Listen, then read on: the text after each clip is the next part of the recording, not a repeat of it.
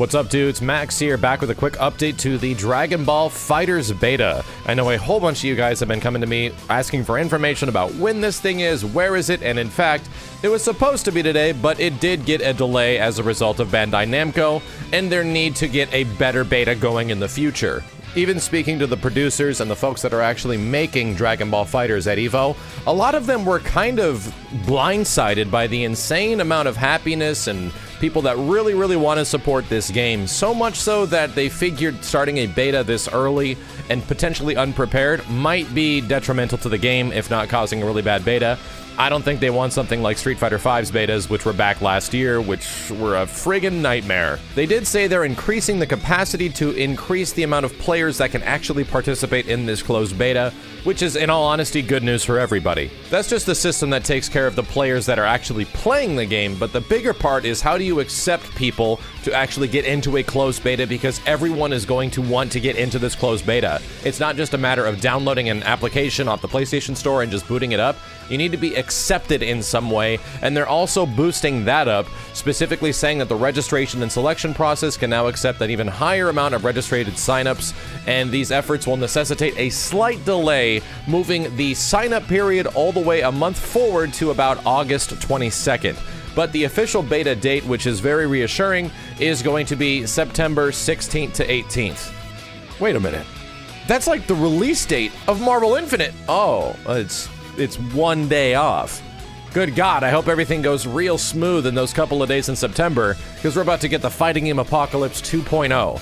A lot of people have suggested that this is a direct intention of Bandai Namco to compete against Marvel vs. Capcom Infinite, and I think it is too. Really, this game is one of the biggest competitors in terms of a 3 vs. 3 fighting game, that there really isn't many other kind of games like this on the market. Not to mention, if you go to something like Amazon and type in Marvel vs. Capcom Infinite or search for it, you get an advertisement for Dragon Ball FighterZ.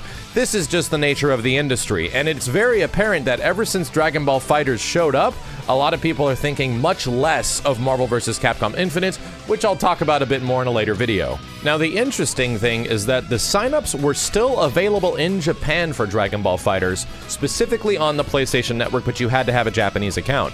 I personally signed up for this one just in case. However, the time that the beta is actually going to be taking place is the exact same period in September, so you're not going to be getting in on an early, exclusive, like overseas beta or anything like that.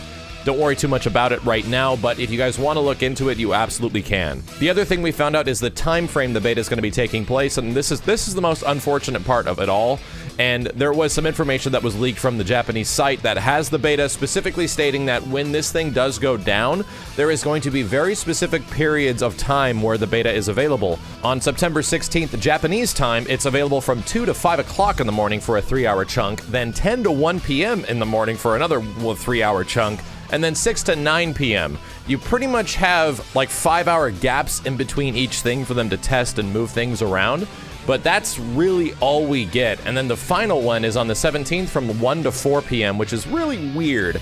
I'm not surprised if this is going to make a change in the future, but there's a lot of games that do this weird structured beta style where the game's only available for a few hours and then you come back and then you have to wait like 5 more hours for the game to come up.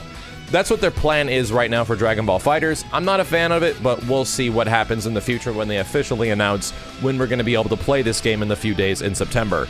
Now, a lot of this is bad news, according to many people, and in myself, I was ready for this beta to come out in August. But I am happy that a lot more people will be able to participate, because one of the worst things of Injustice 2 was having a whole bunch of guys that were super upset that they could not actually get into this thing, and they were trying really hard. I hope they're planning for a holy crap mother ton of people that want to play this game, because it definitely feels like the world is ready at the moment. But the good news as a result of this delay, which happened not that long ago, the Japanese beta test site was mentioning that there could be more than the 9 characters they were initially anticipating back in the August beta that was canceled. So that there could really be more characters in this thing, potentially a 10th character at least. And the thing that I'm mostly curious about, everything that everyone has played for this game publicly has been the E3 build, and that build is very limited. There's not a ton you can do with the characters in terms of mechanics and stuff like that. And there has been more mechanics in the game that we've seen, which was actually in the trailer. So there's more stuff cooking in the background than just the core game right now, because I do feel that Dragon Ball FighterZ does need a couple more crazy team team-based mechanics, things you can do with the team.